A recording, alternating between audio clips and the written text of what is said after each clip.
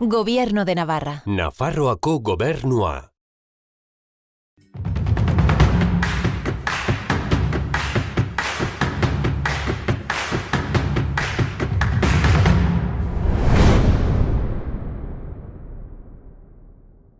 Kaixo guztioi eta ongi etorri berriz ere herriz herrira. Gaurkoan Atarrabiara etorri gara, Iruñerriko gune metropolitarraren iparraldean kokaturiko udalerria. 10.000 biztanle inguru ditu eta gaurkoan horietako zenbaitekin hitz egingo dugu ea pandemiak Atarrabiako bizitzan zenolako eragin izan duen ezagutzeko. Az gaitezen, beraz, Atarrabia ezagutzen.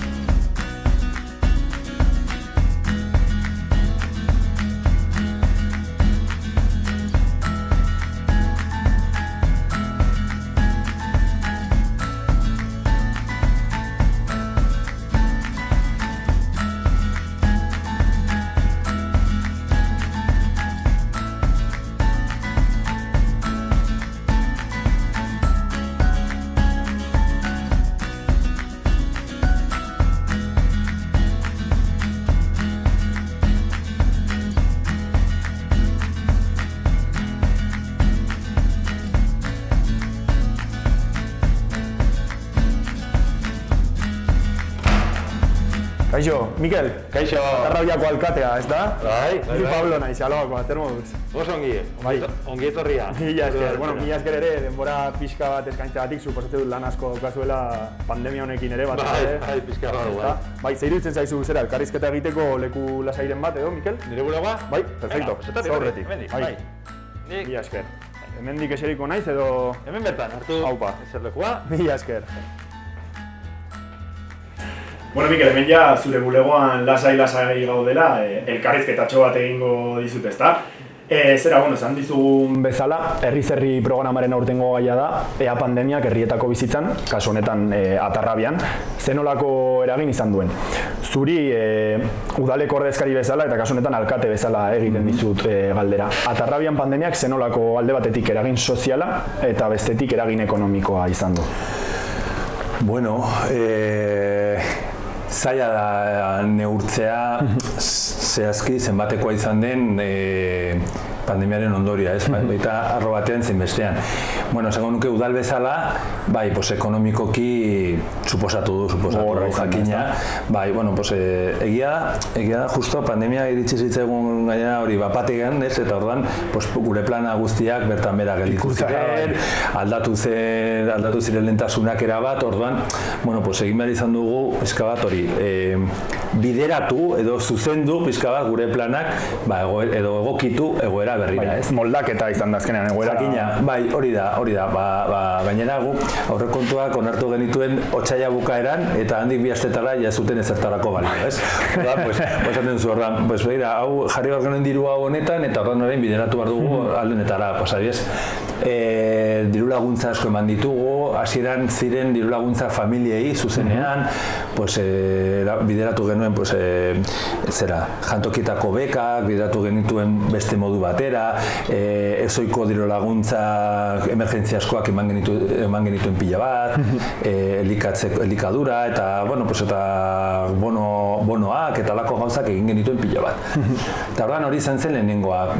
Lehenengoa izan zen lehenengo lehentasuna jendearen ongi izatea eta batez ere aukera edo baliabide gutxiko familiei laguntzea. Segurtasun hori bermatzea, ez da, no? Bai, eta horretan sartu ginen buru belarri eta esango nuke gainera oso modu pozik geratu nintzen, hemengo langileak jarri ziren buru belarri horretan eta egia esan kriston lan polita egin zuten, ez? Lehenengo jarraipena eta adineko jendearen jarraipena eta alakoak egin genituen eta alderretatik oso pozik gelditu ginen egindako lanarekin, baina, egia da ere, zure plangintza erabat goitik bera aldatzen denean, adeo pizka bat... Pero, bueltatzen zara pizka bat. Hori da. Eta, orduan ekonomikoki, udalarentzat, izan zen gogorra, baina batez ere, kaltea baino, izango nuke izan zela, batez ere desantolaketa hori antolatu beharra, ez? Ez dakit nola esan. Bai, eta herriko ekonomian hau da, konbertzio eta ostalaritzen eta asko nabaritu da. Hori udal diruari dagokionez, gero, karo, egia da sozialki, pues bueno, jendeak nabaritu du, gaizki pasatu duena, gaizki pasatzen ari dena, nabaritu dugu jende gehiago etorri da laguntza eske, udaletxearen gana, etorri da zerbitzu sozialen gana, nabaritzen da, badagoela, ez? Ikusten da ere, toki guztietan bezala, ez? Saltoki batzuk, oso ongi joan zaie, eta ordea beste batzuei oso gaizki, ez? Eta pizka bat horretan gaude, ez? Lagundu behar dugu, gaizki dagoen horri, pizka bat egoera hau pasatu arte behintzat, aurrera jarraitu dezaten edo zakin nola esan, ez? Aber aukera duten, nolabait bizirauteko, ez? Tiratzen joateko esaten den bezala, ez da? Hori da, bai, eske, neti esaten ez, ostalaritza denetari dago, baina oso gogorra behar du izan, hori ikustea zure negozioak ezin duela aurrera egin, ez dauzula aukerarik, ez dagoela, gainera, ikusten duzu, bi astetik behin neurri berriak iragartzen dira eta zurea beti dago hor, eta ezin aurrera egin, dago gorra. Horren inguruan galdetu nahi zut orain, Mikel, zenolako neurriak hartu ditu Atarrabiako udalak hori, komertzioak, ostalaritza eta laguntzeko? Bueno, komertzioa gu hasi ginen ekainean, hasi ginen plan bat egiten, komertzioekin eta, lehenengoa izan zen, beraiekin hitz egin, beraiekin harremanatan jarri, beraiekin nolabait estruktura batzuk sortu, eta ikusi ze bultzadak eman behar genituen, ez? Ze neurriak egin behar genituen, pizka bat bultzatzeko gure bertako komertzioa, ez? Eta, hortikan atera dira hainbat ekimen, Oraindik ari gara, kanpaina jakin batzuk, pizka sentsibilizazio lan bat, ikastaro asko antolatu ditugu, formakuntza ere, komertzioa pizka bat ere, nolabait ikusi du beharra duela modernizatzeko edo berritzeko, pizka egoera berriak ekarri die, arazo bat eta aukera bat. Eta ikustu dut hori dela horretan saiatu gara laguntzen. Eta gero ostalaritzarekin ere eman ditugu laguntza zuzenak, baita komertzioei ere eman genien, bere momentuan laguntza zuzenak, diru kopuru zehatz bat, eman diegu bakoitzari, horretan gaudi horrentxe bertan, gainera. Eta eman diegu aukera, kalera ateratzeko, eman dugu espazio pila bat, terrazak jarri alizateko, bizka bat hori negozioak mantendu alizateko. Lan egiten jarraitu alizateko, ez da? Hori da, horretan egon gara, eta eman dugu zenbaitetan alako irtenbide, arraro samarrak, baina, hartu terraza ezin duzu jarri hemen, baina bai, ez daki non, ez daki nola, saiatu gaitezke horrela egiten, eta, eta bili gara hor buru belarri beraiekin lanean, eta nik uste dut, asmatu dugula, inbatean, mantendu dira zabalik, eta lanean, ez dela gutxi. Eta zera, Mikel, udal bezala, eta zure kasuan alkate bezala, lehen esan duzuzuk pandemia izan zela nolabait aurpegian jasotako kolpe bat, ez da? Batekoa, guztientzat berria, ez genekien nola zer egin, nola kudeatu egoera, udal bezala, eta esan bezala zure kasuan alkate bezala, nolakoa izan da esperientzia hau, jadanik urte eta piko daraman esperientzia hau. Bueno, esperientzia esango nuke alde batetik gogorra, ez? Nik gogoratzen dut konfinamendua ezarri zenean, momentu horretan, bilera bat egin genuen igande arratsaldea zen, bilera bat egin genuen hemen, ematen zen hemen alako krisi gabinete batean dela, niretzat zen Txernobil, egongo bat bezala, eta horren nola kudeatu eta nola antolatu eta jendea eta langileak, eta,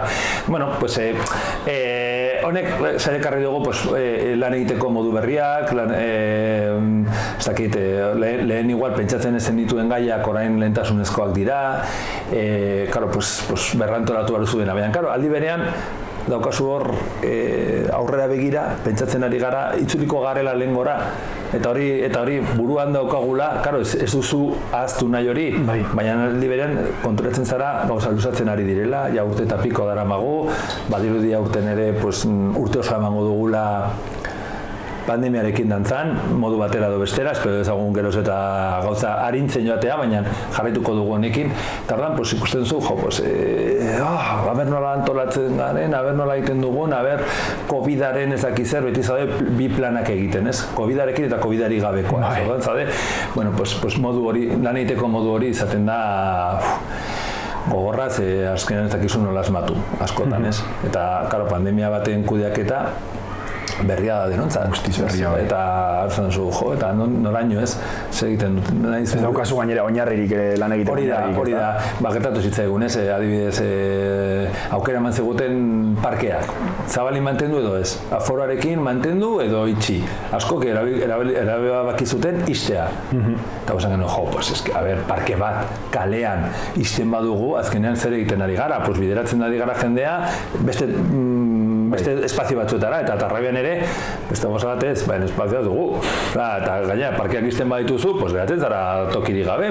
Eta esan duzu, igual merezi du egitea, aforoa jarri, kokatu, ezakitzer, eta jendearen konplizidadearekin jolastu ere bai. Nola kontrolatuko duzu aforoa? Ez dakit. Jendeak ere autorregulazioa bilatu beharko du, baldin badago beteta, joan beste batera. Eta nik uste dut alde horretatik asmatu dugula. Erantzunkizuna egon da Tarrabiako biztanlariaren artean pandemian zehar? Nik esan nuke baietz, orokorrean, orain ñabardurak asko daude. Beti daude. Jakina. Baina nik adibidez ez nago ados askotan esaten da, gazteengan, ez? Erantzunkizun falta esan, ez. Hau da, gogorra. Gaztetasuna bizitzen duzu behin bizitzan. Tokatzen zaizu, ez dakit nola esan, zaude urte batzuetan, mundua jan behar duzula. Eta mugitu behar zara, eta bidaiatu, eta atera, eta orain, eta zaude behartuta egotera, 11 arte, eta ezakitzer, eta ezakit nola, eta nik ulertzen dut hori ezin dela oso gogorra dela persona batentzat eta edo aurrekin. Eske aurrak gertatu behar da. Ni argi daukat kalean eta espazio irekietan eta hor, ez dut esango 200 persona elkartu daitezkenik, nik esango nuke kuadrilla bat elkartzen dela parkean, malgutasun pixka bat gehiago, ez? Horretan igual. Jokatu behar dugu erantzunkizunez? Bai, horrela da. Eta nik uste dut orokorrean erantzunkizunez jokatu dela. Gero egon da, kasuak eta pandemiak ulertzeko moduak eta hori beldurrak ere egon dira eta hori hor dago, ez? Nik uste esango nuke Tarrabian eta datuek horrela esaten dut ere, ez dela izan, ez da izan bereziki txarra, ez ditugu izan brote garrantzitsurik hemen, egon dira, noski, kutsatua daude, egunero, leku guztietan bezala, baina Iruña herrimaian esango nuke ere datuak nahiko normalak eta incluso nahiko onak. Kakotxen artean, baina Gainera, egoerak hobera egiten du, ez da, txertaketak eta hasi egin dira, adineko jende asko ja badaude esperoan bigarren dosia jasotzeko. Honen arira, Mikel, bukatzeko galdetu nahi dizut, Tarrabiako biztanleriari zer mezu emango zenieke, oraingo egoeran pixka bat aurrera tiratzen segitzeko indar hori mantentzeko, ez da? Nik jendeari esango niokena da, alarma egoera amaitu da, baina pandemia ez, eta jakin behar duguna da, gogo estanda egiteko gogo hori, denok daukagun gogo hori, pizka bat mantentzeko alden bezala, eusteko pizka gogoiei eta poliki burua galdu gabe joan gaitezen hori berriro normaltasunerako bide hori egiten, bide luzea izango da. Pixkanaka, pauso. Eta erritmoak neko genituzke asko azkarrago izatea, baina azkenean da den bezala. Baina, jendari azken pazientzia puntu hori izatea, baina poliki eta batez ere humorez, behar dugula. Mikel, mila esker gurekin batzeagatik eta zure udalera eta zure gure gora gonbidatzeagatik benetako plazerra izan da eta zuen lanarekin munduko zorterik handien haupa dizu Buxaloa telebistatik. Mila esker eta nahi duzen arte. Ondo izan, Mikel. Agur.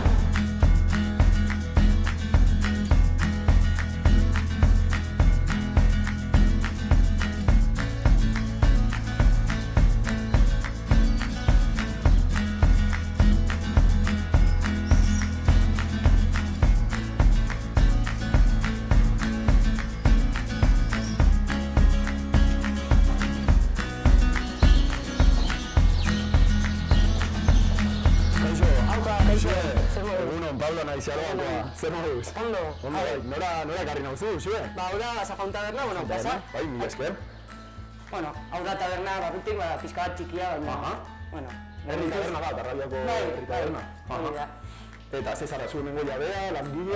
Bueno, gara irukide, gaude alokatutak, eta hori kidetako bat. Eta zenbat denbora dara mazuzuk Ba, orain 5 urte egingo ditut hori urrian. 5 urte, bai. Bai, eta, bueno, nire kideak ere 5 erdi 6 urte. Osa, batea dara mazu autonomoa, hori da. zelan esperientzia, autonomo esperientzia? Ba, ondo, pizka bat, gogorra baino, nahiko ondo, bai. Ba, zera, zue, iruditzen bazaizu, bagoaz kanpora eta hitz egiten dugu pizka bat. Hemen terrazan eseriko gara hemen izue? Vale. Perfecto. Bueno, zue, ja hemen eserita gaudela, lehenengo galdera egingo dizut. Esan dizuan bezala lehen, herri programaren aurtengo gaia da, ea pandemiak herrietako bizitzan, kasu honetan Atarrabian, zenolako eragin izan duen, ezta? Zuri galdera hau, ostalari baten perspektibatik egingo dizut. Beraz, Sajaun tabernaren kasuan, pandemiak zenolako eragin izan du? Ba, nik uste, bueno, taberna guztietan bezala, azkenean, batez ere ez jakintasuna, martxoan itxi gintuztenean, hor bizi izan genuen nola antsietate askorekin, ez genekigun ze gertatuko zen edo. Eta gero, egon gara urte osoan zehar, restrikzio piloekin, aforo mugatuarekin, ordutegi mugatuarekin, eta orduan, azkenean moldatzen zara egoera berri horretara, eta gero moldatzen hasten zarenean berriro itxi egiten zaituzte. Eta orduan da pixka bat hori, ez jakintasuna nik uste okerrena, baina auzoetako eta herritako tabernak nik uste azkenean daukagula abantai hori ez garela bizitzen, ez turismotik, ez juergatik edo, orduan jendeak beti bere etortzen da, hori, nahiz eta ez egon turismo edo ez egon festarik, jendea ezkenean lan egin eta gero beti hartzen du pote bat, eta orduan gu hori auzokideekin, auzokidei esker gutxienez aurrera jarraitzen dugu eta ez gara kexatzen, nahiz eta egoera okerra den guztientzat. Hori galdetu behar nizun, uste duzu nabari egiten dela auzoetako tabernen eta agian hirizentroko tabernen arteko diferentzia hori? Bai, nik uste azkenean gu daukagula nola, klientela lineal, fijoa, orduan egunero egiten dugu gutxi gora bera berdina. Baina azkenean, adibidez, Alde Zaharrean, bizi ziren igual asteburuko bumarekin. Igual astean zehar ez egoen jende asko, jaisten ziren hori, Alde Zaharreko auzokideak eta hori, baina gero bizi ziren, asteburuan egiten zuten, egiten zuten aste osoko kaja, edo.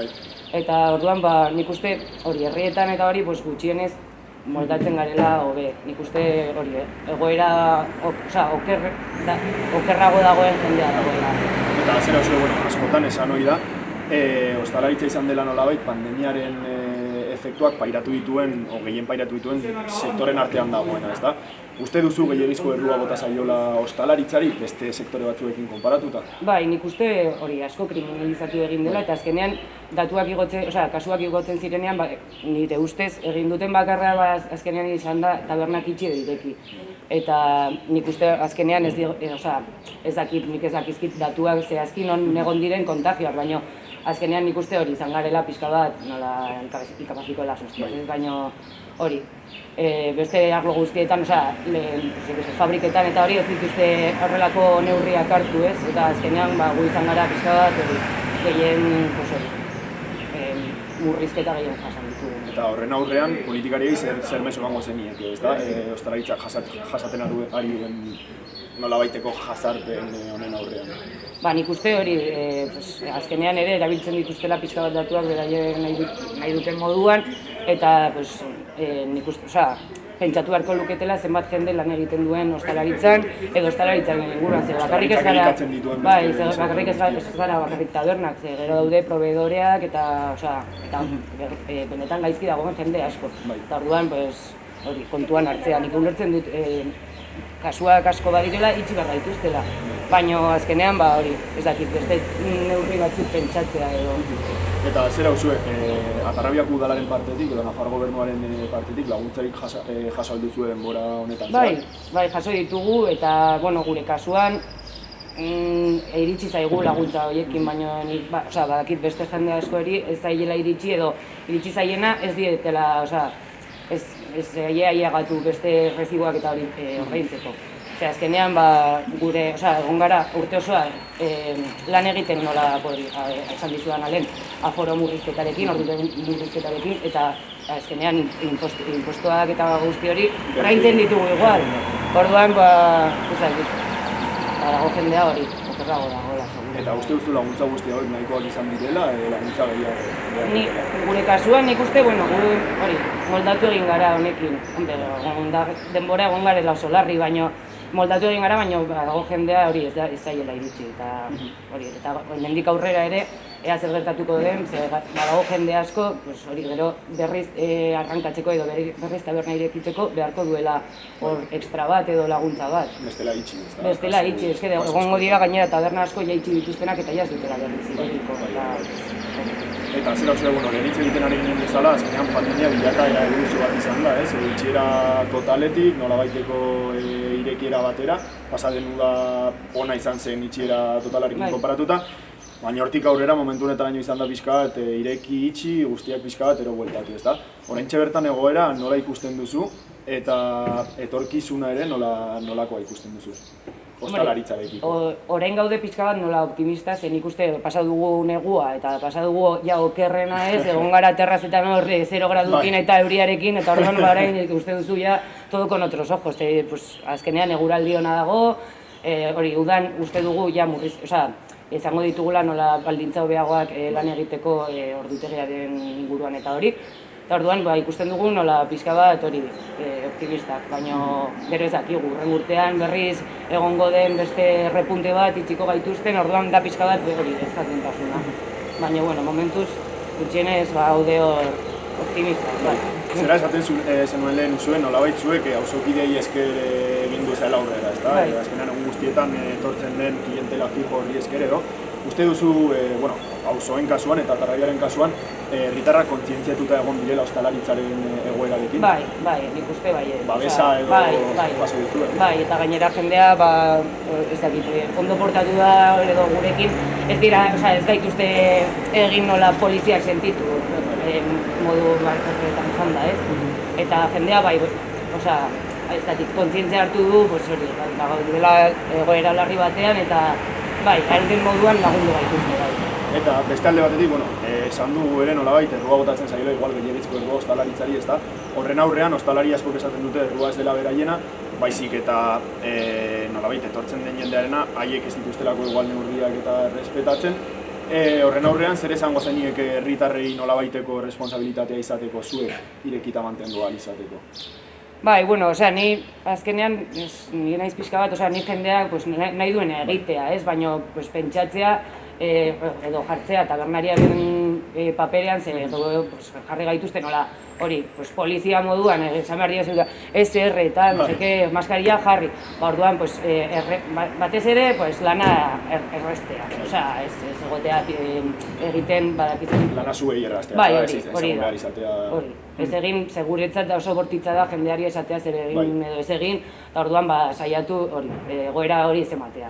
Eta uste duzu ostalaritzaren inguruan hartu diren neurriak, errez izatearena, ezin izatearena, distantziak eta gehiagizkoak direla, azkenean jendean nolabait igual agobiatuta sentitzen dela terraza batera joaten denean eta edo ondo daudela. Gure kasuan hemen, jendea agobiatuta ez, baina bai, nik uste gehiagizkoak direla, segun ze medidak, ze azkenean nire erretzearena edo ez erretzearena kanpoan adibidez ez dut ulertzen, baina hori ni ez nahi zientifika eta ez dakit, baina hori, ez dakit, jendea hemen lasai egoten da nik uste. Ez da, ere hemen ez dakit. Dago lasaiagoa ere polizia eta hori ez da alde zarrean bezala, ez dago horren beste presioa edo. Eta, bukatzeko zue, aukera ematen dizut orain, nahi baduzu airera mezu bat bota edo, ostalaritzaren egoeraren inguruan edo, hemen daukazu zure aukera. Ez dakit, lehen aipatu dudana nik uste, azkenean hori gaudela egoera pixka bat arraroan, eta hori esan dudana jendeari, tabernariai lana errestea pixka bat, bezeroen esto eta politikariai ez dakit, hartzea beste neurri batzuk eta ez beti ostalaritzaren kontra ireki itxi tabernak eta hori. usue, mila esker, Sajon Tabernara gonbidatzeagatik eta zure denbora eta elkarrizketa hori eskaintzagatik, eta, Salua Telebistatik ostalari guztiei munduko sorterik handina opa dizuegu, eta espero dugu lehenik ahalik eta laizterren terrazak eta barnealdeak irekitzea lehen bezala. Bale, mila esker. Mila esker zuri, zure, ondo izan. Bale, berdin.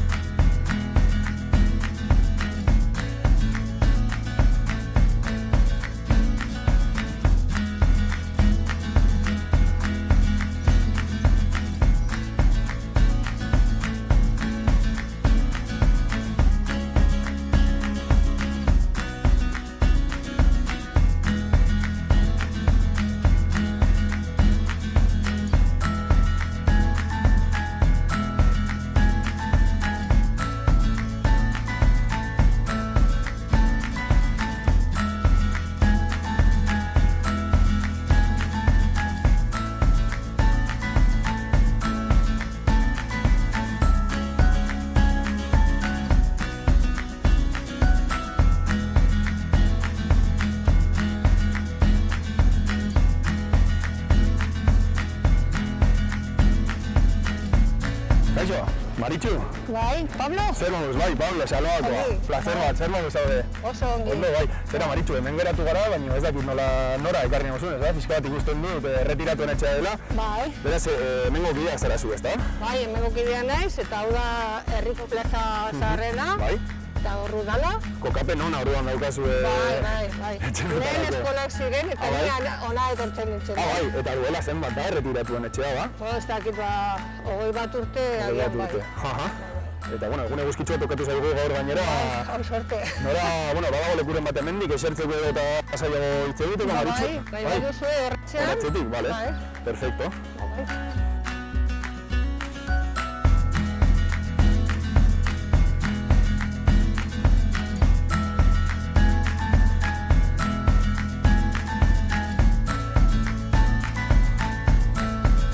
Asko zarete, erretiratuen etxean edo... Bai, 1000 eta piko, baina duzuk ezango. Ostras!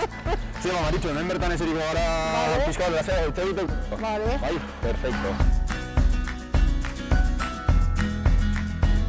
Maritxu, hemen ja eserita lasai eta eguzkitan gaudelarik, azaldu pixka bat, ez da? Atarrabiako erretiratuen etxean zer egiten duzuen, ez da? Esan didazu 20 urte, daramatzala hemen etxeak, ez da? Gutxi gora bera, bai? Eta beraz, zer da hemen egiten duzuena, Maritxu?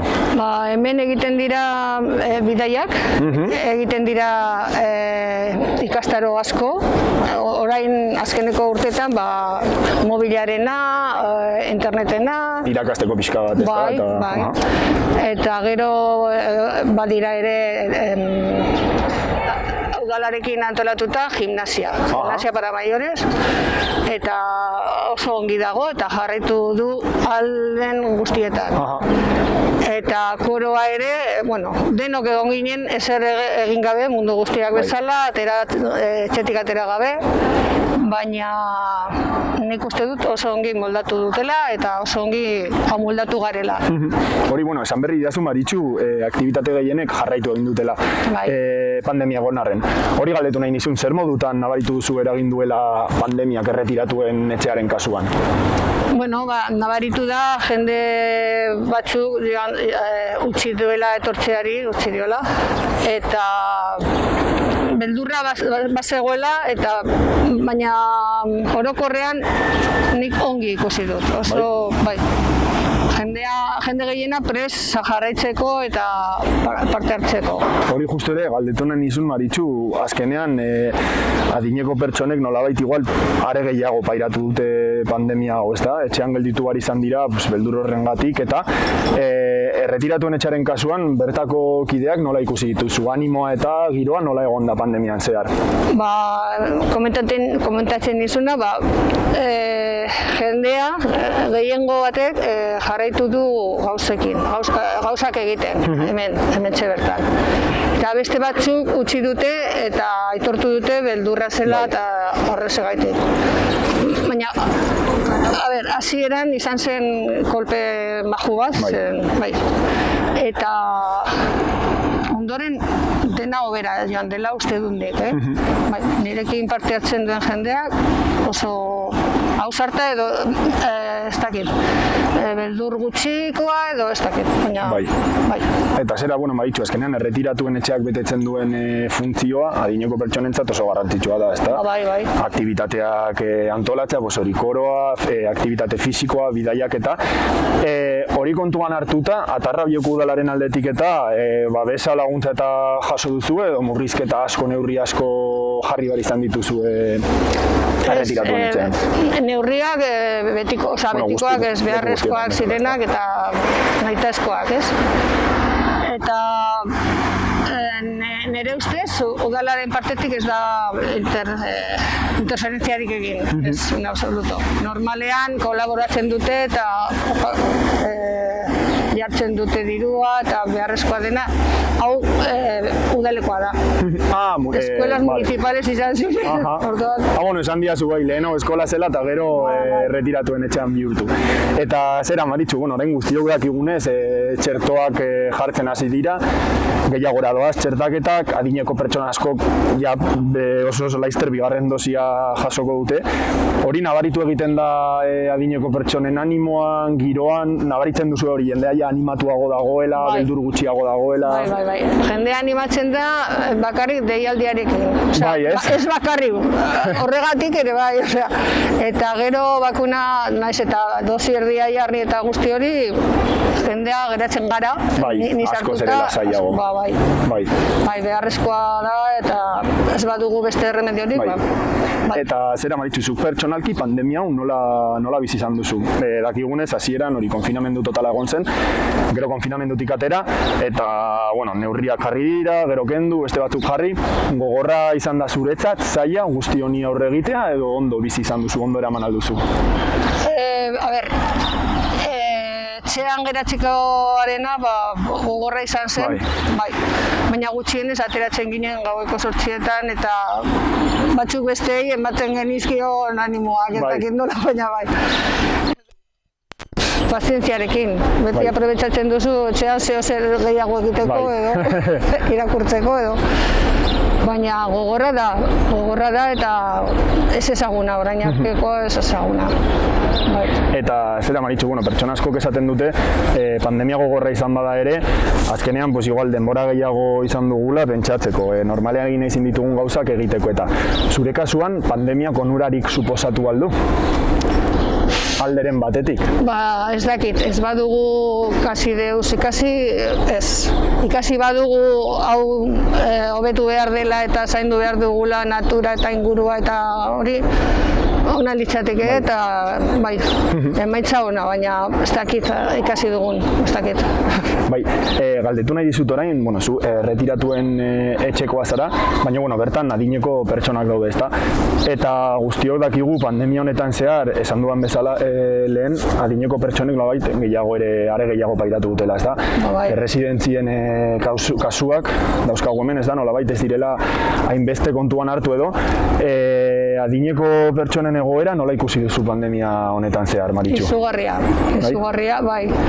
Alde batetik, bistakoa zen jendea hiltzen zela a toda pastilla, eta beste aldetik entzuten ziren zurrumurruak, ez dakit, ez zietela kasorik egiten, ez zutela hospitalizatzen, eta ez dakit, baina nik uste dut, txertoa agertu zenetik, hauek lasaitu dira, hobeto daude, ez dira apenas hiltzen, nik konten nago oraingoarekin, baina uste dut sufritu dutela asko eta ingurukoak edo kanpokoak ere bai, haiengatik.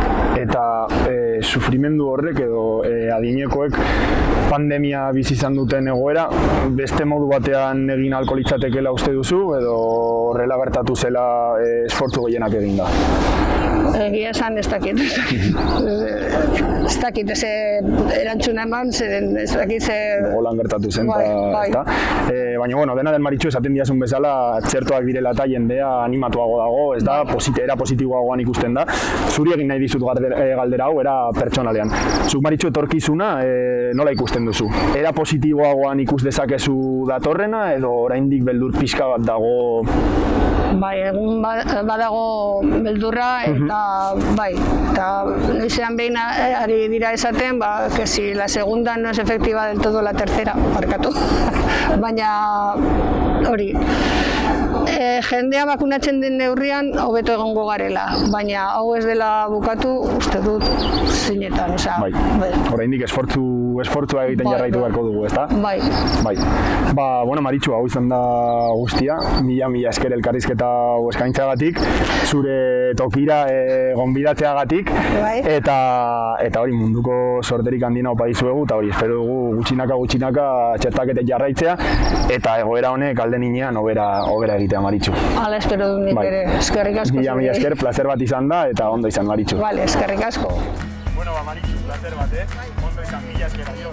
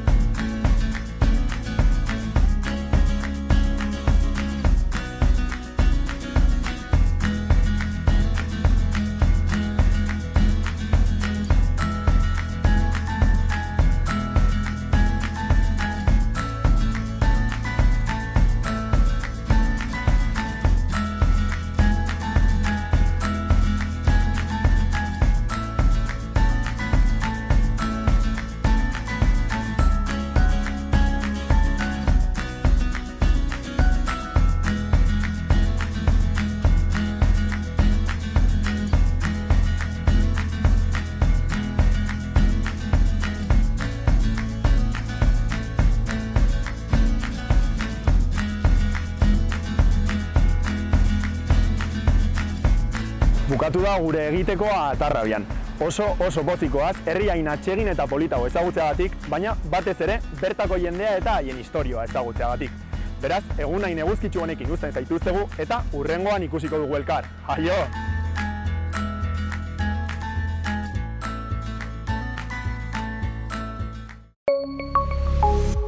Gobierno de Navarra. Nafarroako gobernua.